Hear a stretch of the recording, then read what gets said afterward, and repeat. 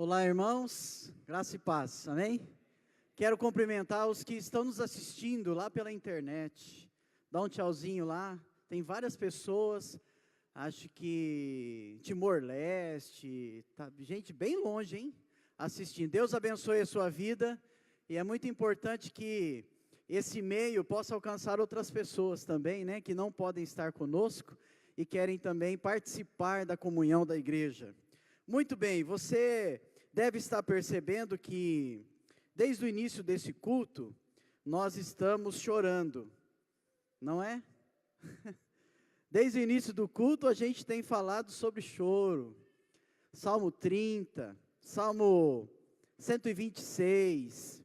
E a gente quer continuar falando sobre um conceito que Jesus está nos ensinando desde a semana passada, dentro das bem-aventuranças. E a nossa série de mensagens chama Verdadeira Felicidade. Começamos na semana passada falando sobre esse tema, baseado nas bem-aventuranças de Mateus capítulo 5. Você pode abrir a sua Bíblia em Mateus capítulo 5, para lermos os primeiros versos, e então sermos ministrados pela palavra de Deus nesta noite, com aquilo que o Senhor tem para a nossa vida. A nossa série então chama Verdadeira Felicidade. Hoje nós vamos estudar e aprender um segundo conceito, um segundo princípio que o Senhor quer nos ensinar através deste trecho. Vendo as multidões, Jesus subiu ao monte e se assentou. Seus discípulos, aproximaram-se dele e ele começou a ensiná-los, dizendo: Bem-aventurados pobres em espírito, pois deles é o reino dos céus. Bem-aventurados que choram, pois serão consolados.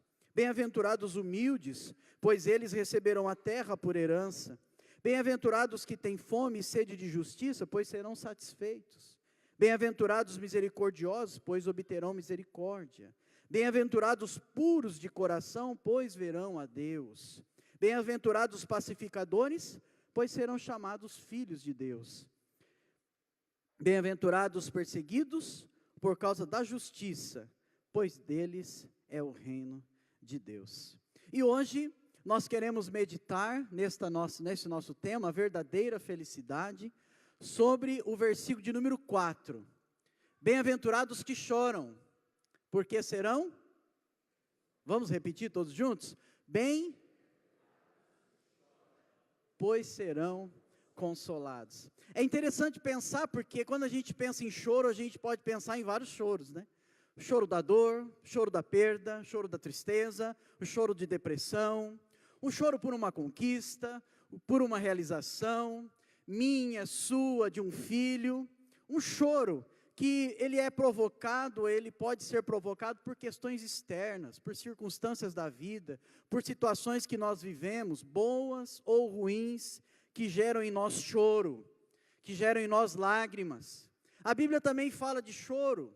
A Bíblia fala que José, quando se deu a conhecer aos seus irmãos lá no Egito, ele irrompeu num choro tamanho que fora dos portões do palácio foi ouvido, Gênesis 45. Há o choro também, e esse choro é um choro da emoção, o choro da cura, um choro de uma sensação de poder não viver mais escondido, mas há o choro também da dor. Há o choro de Pedro, é o choro amargo, o choro da sensação de que ele errou, de que é aquele choro da traição. Você lembra que Pedro chorou amargamente, porque ele traiu Jesus. A Bíblia também fala de um choro que vai muito se aproximar a este conceito que nós queremos meditar e ser ministrado pela palavra de Deus nessa noite, que é o de Esdras, lá no capítulo 10, que é o choro do quebrantamento, que é o choro do arrependimento. Esdras, no capítulo 10, versículo 1, diz assim: enquanto Esdras estava orando e confessando, a Bíblia diz, chorando, prostrado diante do templo de Deus, uma grande multidão de israelitas, homens, mulheres e crianças, adolescentes, jovens, reuniram-se em volta dele, e eles também choravam amargamente. Esse é um choro que o mundo evita. Esse é um choro que não se chora mais, não tem se chorado mais. Esse é um choro que o mundo tem evitado chorar. Você já reparou quanta coisa nós temos de entretenimento?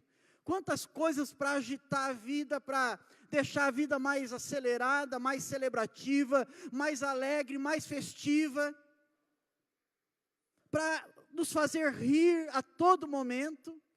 E nós temos uma gama de entretenimento que nos toma e não nos faz chorar, ou não nos deixa chorar. Parece que temos que estar o tempo inteiro 100% rindo. E o choro que Esdras está chorando, como o próprio texto diz, é um choro de confessar, é um choro de estar na presença de Deus e reconhecer alguma coisa tamanha que o faz chorar, que o faz se quebrar. Como nós aprendemos na semana passada, o primeiro conceito de ser pobre em espírito, é alguém que se quebra, é alguém que se curva, é alguém que se rende totalmente a Deus. E o verdadeiro discípulo, a verdadeira discípula, para experimentar a verdadeira felicidade, e aí não importa a idade, não importa o momento da minha vida, para entender e para experimentar esta verdadeira felicidade, precisa se quebrar.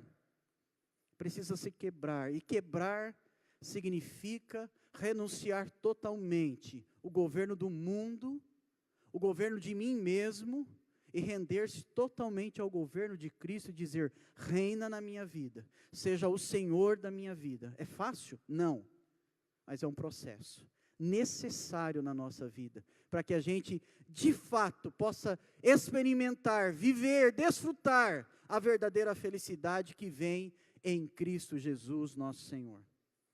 E é isso que Jesus está nos ensinando quando Ele escreve, pode projetar o texto por favor, quando Ele escreve: bem-aventurado os que choram, bem-aventurados que choram, porque o mundo sem Cristo não entende esta verdadeira felicidade, porque para o mundo é a alegria, o prazer, o consumir. E Jesus está ensinando, nessas primeiras palavras das bem-aventuranças, sobre o ser, sobre a vocação de ser gente, mas mais que isso, sobre a vocação de ser discípulo, sobre a vocação de ser alguém que se rendeu totalmente a Jesus, sobre a vocação de alguém que se quebra plenamente na presença de Deus, que apesar de ser quem é, apesar de você ter a sua qualificação, apesar de você ter suas posses, apesar de ser quem você se quebra na presença daquele que é maior, na presença daquele que é superior e que quer reinar sobre a nossa vida.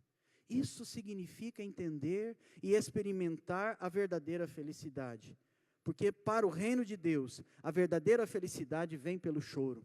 Por isso que ele diz: felizes, alegres, mas mais que alegre, feliz é aquele que chora. Mas não é o choro que eu acabei de dizer. O que não é esse chorar? Não é esse choro da situação, da circunstância externa, não é o choro da perda, não é o choro de um momento alegre, feliz por ter alcançado algo. É um choro que vem de dentro. É um choro que tem a ver com uma atitude espiritual, de alguém que se quebrou e agora reconhece alguma coisa, porque só é possível reconhecer quando a gente quebra. Por isso que Deus rejeita o soberbo e o orgulhoso, porque o Senhor é Deus dos humildes, dos quebrados. É a outra palavra para pobre de espírito, que está lá naquele primeiro lá, porque nós estamos pensando no segundo, mas não tem como pensar no segundo sem pensar o primeiro, porque só pode experimentar o segundo conceito, ou o segundo princípio que Jesus quer ensinar nesta bem-aventurança, quem se quebra. Porque quem se quebra, quem se rende, reconhece quem é diante de Deus. Reconhece o seu estado de necessidade, de miséria, de pecaminosidade diante de Deus. E é isso que Jesus está, de maneira tão profunda, trazendo para nós. Quando Ele fala, os que choram, Ele está dizendo, é aquele que pranteia, é aquele que chora por alguém que morreu. Essa é uma expressão rara no Evangelho, só aparece aqui, depois no texto, no capítulo 18 de Apocalipse, não aparece mais. Jesus está trazendo uma verdade que é como que só é possível descobrir ela se a gente quebrar a casca, se a gente abrir o presente, abrir o embrulho. Às vezes alguém traz uma caixa de presente para você, e às vezes alguém também pega uma pressa em você, porque a pessoa que traz uma caixa desse tamanho, às vezes o presente é desse tamanho, né? Aí você fica, meu Deus, o que será que é? Quando alguém faz surpresa, né? E você abre a caixa para descobrir. Só é possível se houver esse abrir, esse quebrar, esse renunciar, essa entrega. E é isso que Jesus está dizendo, é como que eu preciso chorar como uma dor que eu choro por alguém que eu perdi. Mas o sentido espiritual, isso tem a ver com a nossa condição. A condição que Paulo muito bem deixou clara em Efésios 2, quando ele diz, vocês estavam mortos, no vosso delito, no vosso pecado, na sua condição, mas Ele vos deu vida, enquanto vocês estavam mortos. Essa é entender a minha condição, quem eu sou, como eu estou, é olhar para mim, é o que... É uma atitude espiritual, não é meramente carnal, não é um choro lacrimal apenas, é algo que vem de dentro, é algo promovido pela obra do Espírito Santo, é algo promovido por alguém que se rende, que entende que é uma ação redimidora de Deus, que nos alcança e que nos faz chorar. E é esse choro que nós não estamos chorando mais. É esse choro de se quebrar e de se arrepender, porque nós estamos tão preocupados com as coisas, nós estamos tão impactados com as circunstâncias, nós estamos tão preocupados conosco mesmo, o que Deus pode fazer por mim, e que eu não choro mais. E cada um de nós experimenta as circunstâncias da vida na fase que a gente está vivendo. Em todas as fases. Às vezes um adolescente, numa fase de transformação, e a galera sempre está lá em cima, e ele tem conflitos, ele tem dificuldade, e ao invés dele chorar, e ele se quebrantar na presença de Deus, ele se corta, ele tenta se matar, ao invés de se quebrar. Faça isso, meu amigo, faça isso, meu querido, se quebre, na presença de Jesus, chore na presença de Jesus, diz, Senhor, não estou entendendo, o que acontece com as minhas emoções, mas eu quero me redimir, eu quero que o Senhor me redime, eu quero me quebrar na Tua presença. Isso tem a ver com esse choro, que Jesus está ensinando, bem-aventurado, os que choram, é o choro do pecado e da miséria, é aquilo que Isaías, quando teve uma revelação e uma visão, ele olha Deus, e ele vê quem Deus é, e ele diz, ai de mim, porque eu estou perdido, ai de mim, ele dá um grito, a Bíblia diz, então gritei, ai de mim, olha quem eu sou, olhando a Deus, ele viu quem Ele é. É isso que a gente não faz mais. A gente não olha a santidade de Deus, a gente vai deixando a santidade, e nós vamos nos acomodando, nós vamos nos acostumando, e tudo vai parecendo normal, e não é. E nós vamos esquecendo de olhar para Deus, e quando a gente olha para Deus, a gente vê a nossa miséria. Porque a gente contempla a santidade de Deus, a gente diz, Deus é santo, e nós estamos brincando com isso. Nós estamos brincando com isso. E aí, para ver se a gente acorda, Deus começa a dar sonho. Deus começa a trazer revelação. Deus começa a dar sonho para um irmão, para outro. Coisa esquisita. Deus está querendo falar, Deus está querendo mexer. Porque a gente não chora mais. O choro de reconhecer quem a gente é, e a gente vai levando na nossa força, a gente vai vivendo na nossa capacidade. E é interessante pensar, porque poderíamos pensar, como Jesus quer ensinar um negócio esquisito como esse, que quem chora é abençoado. Como chorar é ser abençoado? Chorar é ruim. Alguém que chora ou está em depressão, ou está muito ruim, porque nós não choramos mais o choro do quebrantamento, da renúncia, do arrependimento, É isso que Jesus chama a gente chorar nessa noite. Amém? Chorar o choro, meu irmão, do arrependimento. É chorar o choro desse senso de pecaminosidade que Paulo escreveu aos Romanos no versículo 24, quando ele diz: miserável homem que sou, quem pode me livrar? É mais fácil acabar com a vida, não é? Não, é mais fácil se quebrantar e dizer: Senhor, me ajuda, porque eu estou andando fora do teu propósito. Me perdoa, Senhor, me ajuda. Coloca alguém do meu lado para me ajudar. Levanta alguém, cuida da minha vida. Bem-aventurados que choram este choro, o choro do arrependimento, o choro do quebrar, o choro da renúncia, o choro da entrega.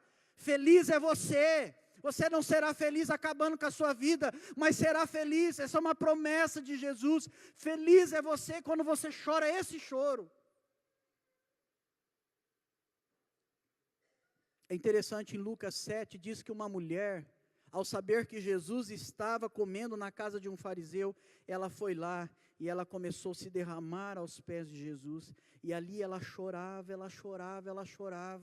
e aquele choro banhava os pés de Jesus, e ali com o seu cabelo ela enxugava o seu choro. Isso é choro de arrependimento.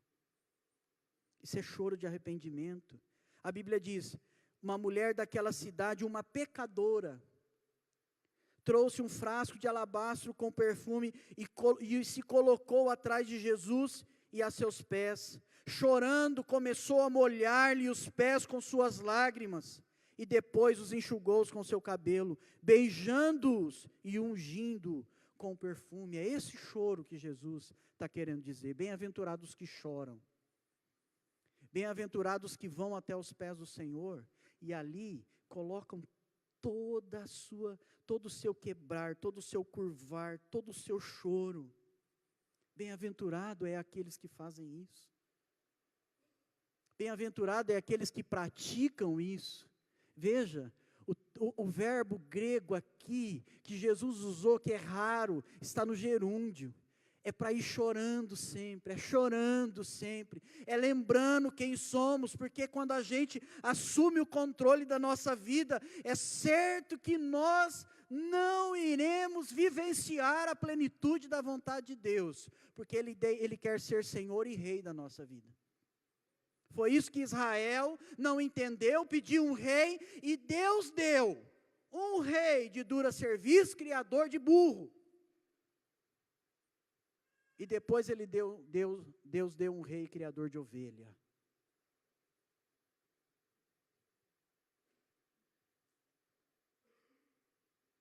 A gente não pode ser igual a esse rei, não. Porque Deus quer a gente quebrantado na presença dEle. Esse chorar é como uma metáfora, né? Uma metáfora física do arrependimento. Quando eu choro na presença de Deus, quando eu vou buscar o Senhor, e o mundo não gosta de chorar. E hoje, será que a gente não está insensível demais? Você compreende esse conceito de Jesus? Esse ensino de Jesus? Esse chorar de Jesus? O primeiro princípio que nós aprendemos é o quebrar, quebrantamento. E esse é arrependimento. A gente precisa chorar o choro da nossa miséria. Ai de mim, Senhor. Ai de mim, Senhor. A gente precisa reconhecer a quem servimos e nos quebrar a Ele. Será que a gente não está insensível demais? Com os nossos olhos enxutos demais?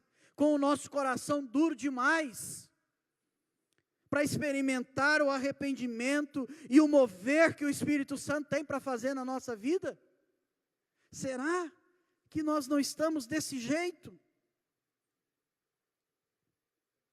Deus quer tratar na base. Aquilo que a gente chama de mania, aquilo que a gente chama de hábito. Ah, é meu hábito. Ah, é mania. Ah, é mania dele ser assim. Ah, é mania do meu filho ser assim. Ah, é meu jeito. Sou assim mesmo. Eu falo a verdade. Não estou preocupado com o outro, estou preocupado em ser verdadeiro. É minha criação. Meu pai ensinou assim. Eu vi meu pai assim. Eu aprendi com meu pai desse jeito. Tratar a mulher ruim mesmo. Judiar mesmo, é assim mesmo. Meu pai. Mas é agora, é o momento, a gente está vivendo isso. Chamar atenção, por quê? Que isso, gente? Nova educação, é chique, é moderno. É meu temperamento. Eu sou sanguíneo. Eu não, cuidado comigo, que eu pego fogo. E aí os outros temperamentos que tem, né? Eu fui criado assim. É minha fraqueza. Eu não posso ver, né, pão doce. Eu vou na padaria. A Juliana fala, amor, você pode ir lá na padaria comprar pão? Eu falo, tá bom, eu volto com 3 sacos. 2 é de pão doce. Né? Ela fala, mas você vai comer tudo isso? Fala, amor, eu como. É minha fraqueza. Não é não. Tudo isso aqui são as nossas desculpas. Tudo isso aqui é aquilo que o pastor Evandro falou na semana passada, é a folhinha de Adão e Eva. Tudo isso aqui é pecado. Mas a gente não dá nome. A gente dá nome, a gente inventa o nome. É igual quando você entrevista o endemoniado, né? Fala assim, quem está aí? É o Zé Fulano. É nada, é o diabo. É o demônio. Não tem nome. É porque a gente quer dar razão para a gente fazer alguma coisa. Eu não quero saber nome do diabo. Eu quero saber que ele veio para matar e roubar e destruir. Mas o meu Jesus veio para trazer vida e vida em abundância. É isso que eu tenho que ministrar. É a vida e a plenitude de vida que há no nome do Senhor Jesus. Essa é a vida. Porque a tragédia do outro eu já sei. E já conheço o descaminho. E a miséria que o diabo faz passar. Isso é pecado. A gente tem que parar de dizer que a gente é fraco. A gente tem que reconhecer que é o meu pecado. É dar nome. Eu tenho um problema. Você não tem um problema, você tem um pecado. E nós precisamos tratar isso. E a gente precisa lidar com isso. E a gente precisa chorar isso na presença de Deus. Bem-aventurados que choram. Esse choro. O choro do arrependimento, do quebrantamento. O choro que o orgulhoso não chora. O choro de alguém que entende o que é de fato ser ministrado pelo poder de Deus. Porque apesar do choro, essa não é uma experiência triste. Essa não é uma experiência triste. Pastor Carlos Queiroz, no livro que ele fala sobre as bem-aventuranças, ele diz que na terapia da confissão, no ato de confessar, no divã de Deus, ali onde a gente confessa, onde a gente se quebra, na terapia da confissão, nós encontramos alegria de sermos amados e acolhidos pelo perdão de Deus. Mas a gente não quebra mais.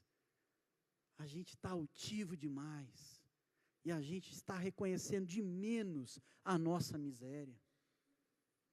Não é a tristeza segundo o mundo, que o apóstolo Paulo, em 2 Coríntios 7:10, ele fala, que a tristeza segundo o mundo gera remorso e morte, mas é a tristeza que Deus promove, é a tristeza que o Espírito Santo de Deus promove, que gera vida, que gera arrependimento, que gera salvação. É isso que Jesus quer nos ensinar quando ele diz, bem-aventurados que choram, porque eles serão consolados. Tem uma bênção aí, irmãos, amém? Diga para a pessoa que está do seu lado, você vai ser consolado. Glória, aleluia. Você vai ser consolado, sabe por quê? Porque quando você se quebra, quando você se arrepende, Deus é misericordioso. Deus é misericordioso, estando vocês mortos em vossos delitos e pecado, Ele vos deu vida, porque Ele é rico em misericórdia, e Ele é rico em amor.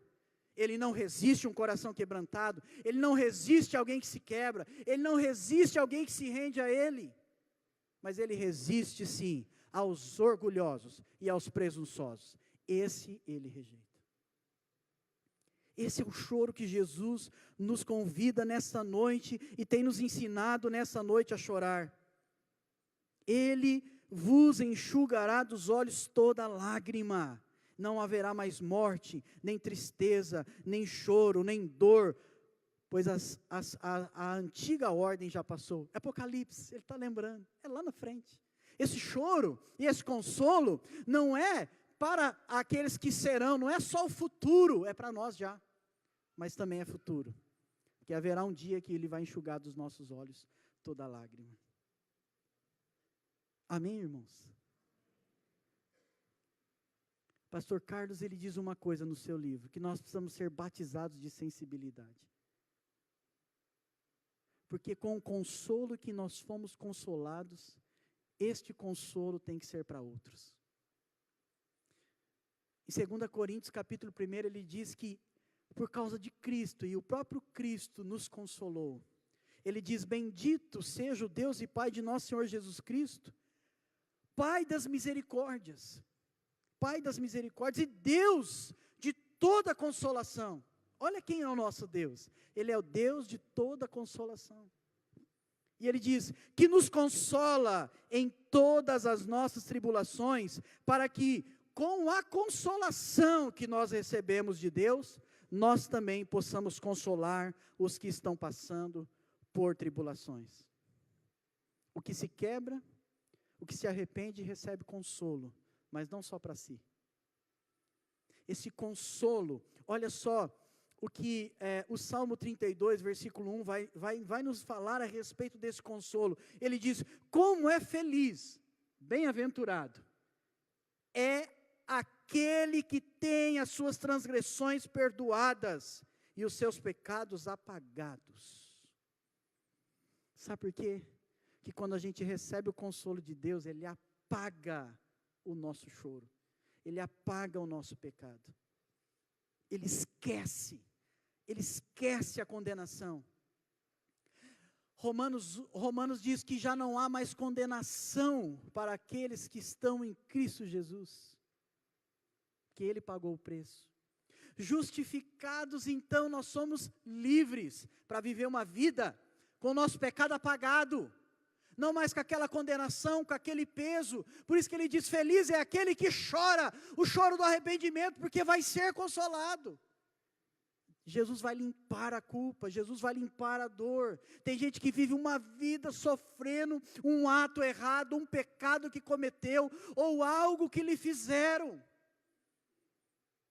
E Jesus nessa noite está dizendo, você será feliz quando você chorar, porque você vai ser consolado daquilo que você fez e daquilo que fizeram contra você. Isso é cura, porque perdão é cura, perdão é libertação, é vida nova que Deus pode nos dar. E é impressionante quando a gente olha para Jesus e deve ter sido muito bom andar com Jesus, não é? Deve ter sido maravilhoso, deve ter sido uma aventura. Jesus era meio mochileiro, botava a mochila nas costas e saía para a região da Galileia, né? Pescava um peixinho, fazia uma fogueira, comia, ia para as montanhas. Era uma aventura. Mas mais aventura que essa era estar com Ele, porque Jesus era plenamente sensível. Quando Ele olha as multidões, Ele olhava com um olhar de paixão, de compaixão, a ponto dele dizer, nós conhecemos o texto, e olhando Jesus as multidões, se compadeceu delas, porque eram como ovelhas que não tinham pastor. E Jesus, quando está num determinado lugar, ouve uma notícia trágica para as suas emoções. Ele ouve dizer que um amigo dele havia falecido, Lázaro. E há toda uma história, não posso contá-la toda, não tenho tempo, mas aí Jesus vai até fazer o luto desse amigo. E a Bíblia diz, é o menor versículo, que Jesus chorou. João 11. Jesus chorou. João 11, 35, 36, diz assim, Jesus chorou. Então os judeus disseram, vejam como ele o amava. Gente, choro de brasileiro é mais comportado. Choro de judeu é mais exagerado. Jesus chorou, de fato. Ela não chorou apenas porque o seu amigo havia morrido. Não foi esse choro. Jesus chorou pela falta de compreensão, de entender quem era ele. As duas irmãs, no seu desespero, dizem a Jesus: se o Senhor tivesse chegado antes, ele não tinha morrido. É o mesmo choro de quando Jesus vai entrar em Jerusalém, ele ora para Jerusalém e chora, e diz: ah, Jerusalém, se você entendesse quem está chegando agora até você. Mas isso foi como que oculto aos seus olhos, você não vai enxergar. E dias difíceis virão. Quando a gente não se quebra, quando a gente não se rende, dias difíceis vêm. E só depois a gente vai entender isso. Só depois de ter chorado muito, o choro lacrimal, não o choro espiritual. E Jesus ainda chora. E Jesus conhece bem o nosso choro. Até esse aí Jesus conhece. Olha que choro bonito, né? Obrigado, viu? Por ela ter chorado. Porque isso vai me ajudar agora na ilustração. Olha que benção, Deus é maravilhoso, ajuda até o pregador. É esse choro que a gente precisa chorar. Às vezes é uma cólica, às vezes é fome. É esse choro. É o choro da fome de Deus. É o choro da dor, do arrependimento. É esse choro que Deus quer ouvir da gente. O choro mais sincero.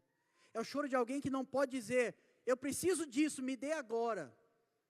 É o choro mais sincero. E se eu pudesse parafrasear as palavras de Jesus, eu diria: vinde a mim, todos os que choram, e eu vos consolarei, e vos darei descanso.